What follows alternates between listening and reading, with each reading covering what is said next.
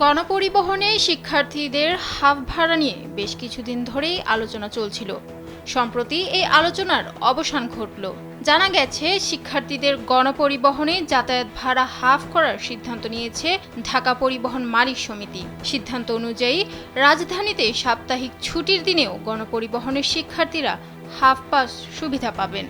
সোমবার engineering institute অডিটোরিয়ামে পরিবহন মালিক ও শ্রমিকদের এক সচেতনতামূলক সেমিনারে এই সিদ্ধান্তের কথা জানান সমিতির সাধারণ সম্পাদক সাইফুল ইসলাম।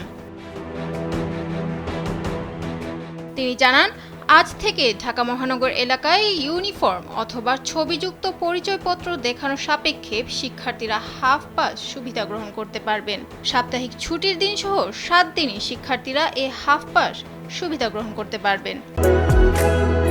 বাংলাদেশের একমাত্র multinational tiles brand আরএকে ceramics.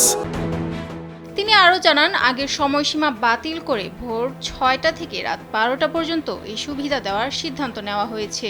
Dhaka মহানগর এলাকার সব রুট ও এলাকার সব সিটি বাসে এই সিদ্ধান্ত কার্যকর হবে।